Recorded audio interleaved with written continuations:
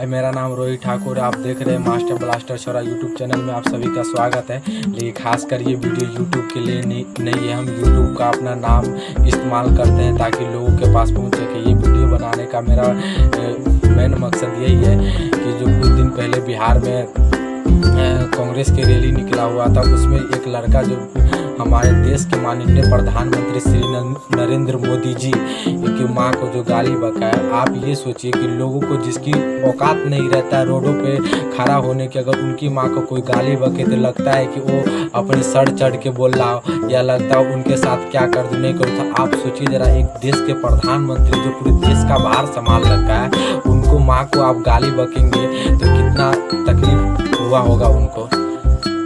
आप ये मत सोचिए कि एक नेता है और नेता करके नेता हो जाने के बाद लोग अपना यूं ही देश ऐसे नहीं चलाता। देश चलाने के लिए सबसे बड़ी उनको अंदर इतना सामर्थ्य है, वो उन लायक बना है, इसीलिए वो देश चला रहे हैं। हर कोई देश नहीं चला सकता। नेता तो बहुत है इस देश में, लेकिन मोदी जैसा नेता नहीं है।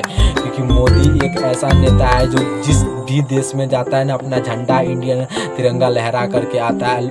आप लोगों को मैं इतना बता दूं, कितने ज़्यादा कट्टरपंथी से कुछ भी नहीं होने वाला। चाहे आप जो भी कर लो, आप इधर बजरंग दल को समर्थन ना करें या ना करें, आप मोदी का जितना भी खिलाफ कर लीजिए, लेकिन आप मोदी का कुछ नहीं कर पाओगे और ना ही बीजेपी का आप कुछ कर पाओगे। ये कट्टरपंथी आपके साथ कुछ भी नहीं चलने वाला है। क्योंकि अगर आप मोदी की माँ को आप गाली बके हो और आप उसके बाद भी आप उनके खिलाफ जा रहे हो, तो आपसे बड़ा बेवकूफ़ इंसान कोई नहीं हो सकता। क्योंकि जो देश का भार संभालता है वो एक भगवान की तरह होता है। आपके फैमिली का कोई भार संभालता होगा तो आप उनको पूछते हैं क्या वो देश का कमान संभालता है, क्या वो पूछने लायक नहीं हो। अपना घर भी छोड़ रखा है, अपना परिवार भी छोड़ रखा है, जिनका अपना कोई नहीं हो, सिर्फ जीता है तो अपने देश के लिए जीता है। ऐसे प्रधानमंत्री को तो हम दिल से सलाम ठोकता है ये रोहित ठाकुर।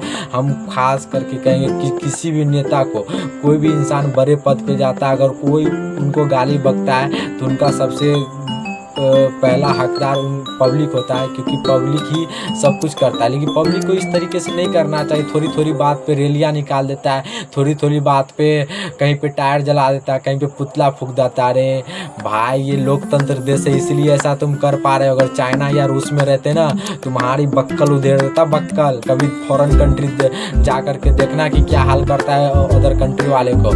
और यहाँ पे इंडिया में रह करके जो लोकतंत्र देश में इस तरीके से नौटंकीबाजी करते हो ना, अगर 400 पार जिस दिन हो जाएगा ना, तो तुम जैसे पब्लिक का ना ऐसा बखलोइया उधरेगा कि तुम देखने लायक नहीं रहोगे। जिस दिन राजतंत्र और प्रजातंत्र लागू हो गया ना, उस दिन पता चलेगा रियल में जिंदगी जीने का मजा क्या है। एक नेता को माँ की तो गाली तो बक देते हो, अपनी माँ को अगर तुम्हें कोई गाली बकेगा तो लगेगा कि तुम तो सर चढ़ के उसको क्या कर दो, लगते हो क्रोध से फूंक करके पूरा महाभारत ही करने चलते हो। जरा सोच करके देखो, एक देश के प्रधानमंत्री जो पूरे ऑल इंडिया की वर्ल्ड में भी कहीं कहीं गया होगा कि इंडिया का पब्लिक इस तरीके से भारत के प्रधानमंत्री नरेंद्र मोदी जी को माँ को गाली बका है, तो उन्हें दिल को कितना ठोस पहुंचा होगा। क्योंकि वो पूरे देश चलाता है और देश चलाने के साथ साथ ही वर्ल्ड पॉपुलर नेता है। वर्ल्ड पॉपुलर नेता, दुनिया में पहला स्थान है नेता का। नरेंद्र मोदी जी इनका पहला स्थान है।